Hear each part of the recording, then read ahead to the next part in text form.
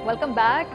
गुज़श्ता हफ्ते एक नई बहस छिड़ गई जो घरेलू तशद्दुद की रोकथाम और तहफ़्फ़ुज़ का बिल है उसको लेकर। एज़ यूजुअल पाकिस्तान में जब भी कोई प्रोग्रेसिव या फरसूदा रवायात को ख़त्म करने या बदलने के लिए कानून साजी की जाती है तो उसमें कंट्रोवर्सी भी जनरेट कर दी जाती। अब इस बिल के बारे में हम आपसे कुछ बात करना चाहते हैं, कुछ अहम निकात आपको बताना चाहते हैं। इसमें सबसे पहले तो ये बड़ा क्लियरली घरेलू तशद्दुद की इक़साम को स्पेसिफाई कर दिया गया है और इसके जो पूरा जो एरिया है उसको ब्रॉडन कर दिया गया। इसमें बताते हैं कि जी घरेलू तशद्दुद की इक़साम कितनी होती हैं। जिस्मानी तशद्दुद, दूसरा जज्बाती नफ्सियाती ज़बानी तशद्दुद, तीसरा जिनसी तशद्दुद, चौथा मुआशी तशद्दुद। अब मजीद आगे जाके घरेलू तशद्दुद की जो इक़साम की वजाहत में हम जिस्मानी तशद्दुद को बताना चाहते हैं कि क्या कहता है इसके बारे में कानून। ताज़ीराती पाकिस्तान के तहत जिस्मानी नुकसान पहुंचाने वाले जुर्म की तमाम दफात नाफिज होंगी। इससे आगे बढ़ के जो जज्बाती नफ्सियाती ज़बानी तशद्दुद की इक़साम है उसको मजीद क्लियरली बताया गया है। प्राइवेसी, आज़ादी, सालमियत, सिक्योरिटी और ज़ाती मामलात में बेजा दखल अंदाजी, तौहीन या तज़हीक करना, जिस्मानी तशद्दुद की धमकी देना, बीवी को दूसरी शादी या तलाक की धमकी या बांझपन का ताना देना या किसी खातून के किरदार पे शक करना, जानबूझकर या गफलत में तर्क ताल्लुक करना, निगरानी या ताक़ुब करना, हिरासानी या बीवी को शौहर के अलावा किसी दूसरे फर्द के साथ रहने पर मजबूर करने को ज्यादती करार दिया गया है। बड़ा क्लियरली ये इसमें एक्सप्लेन किया गया है। जिनसी तशद्दुद को बारे में ये कहता है कि तौहीन करना, तजलील करना, तज़हीक करना या तकद्दुस को पामाल करना।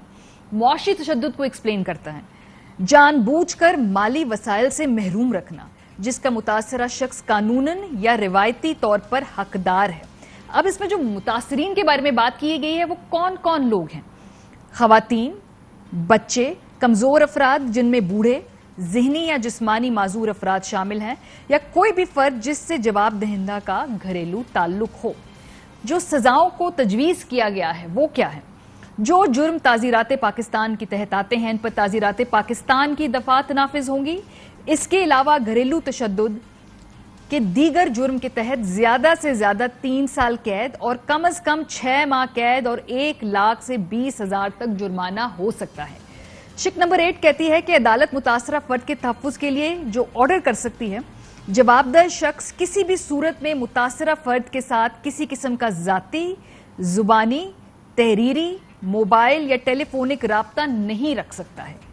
जवाबदेह शख्स किसी भी सूरत में मुतासरा फर्द से दूर रहे और जवाबदेह शख्स अगर संगीन तशद्दुद करे या इसका इम्कान हो जिससे मुतासरा फर्द की जिंदगी, इज्जत या वकार को खतरा हो तो जवाबदेह शख्स के पांव या कलाई में GPS ट्रैकर ब्रेसलेट पहनाया जा सकता है।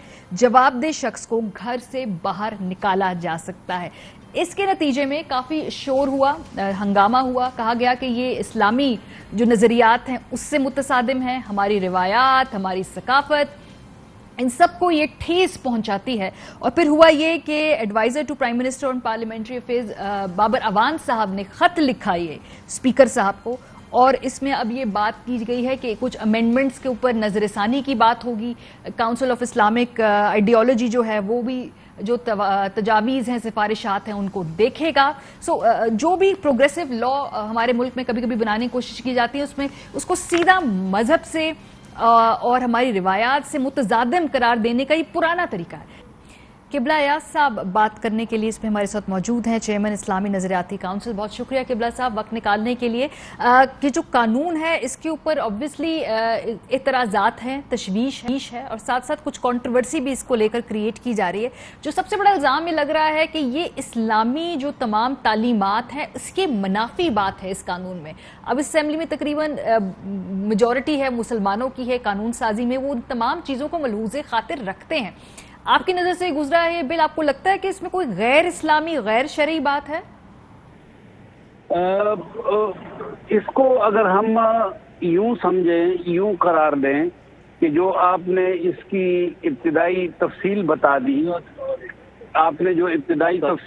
दी, बिल्कुल वो बात बिल्कुल सही है کہ اس کے اندر کچھ تو شرعی حوالے سے سقم ہے اور جو ہماری روایات ہیں یقیناً یہ ان مشرقی روایات کے ساتھ بھی ہم آہنگ نہیں. تو اسلامی نظریاتی کونسل نے تو اس کو تفصیلی اس پہ گفتگو کی ہے اور ہمارا ایک اجتماعی سینس یہ بنتا ہے کہ اس بل کے اندر متعدد فلاز ہیں اور اس بات کی ضرورت ہے کہ اسلامی نظریاتی کونسل اس کا شکوار جائزہ لے اور اس کو بہتر بنانے کی کوشش کرے. ٹھیک ہے سر، کہاں کہاں پہ گنجائش ہے؟ بیکاز حکومت سے جب بات کرتے ہیں تو وہ انفارمیشن منسٹر نے بھی کہا کہ ہم نے یہ ان کو نہیں لگتا کہ اس میں کہ یہ تمام لوگوں نے جو بنایا ہے، ہم سب مسلمان لوگ ہیں، ہم کوئی جان بوجھ کے اس میں ایسا کام نہیں کر سکتے. کس بات پہ اعتراض ہے خاص طور پہ؟ کن کن ایشوز پہ آپ لوگوں کی تشویش ہے؟ ہاں، یہ جہاں تک اس بل کا مقصد ہے اس پر تو مکمل اتفاق ہے. ٹھیک ہے. کوئی بھی اس بات کی حمایت نہیں کر سکتا کہ خواتین کے خلاف تشدد ہو، اس بات کی اجازت نہیں دی جا سکتی. جو ولنریبل افراد ہیں، یعنی جو ایسے افراد ہیں کہ جو ناقابل اندفاع ہیں، ان کا تحفظ ریاست کی ذمہ داری ہے. مکمل اس پر اتفاق ہے. بچوں کے حوالے سے بھی مکمل اتفاق ہے.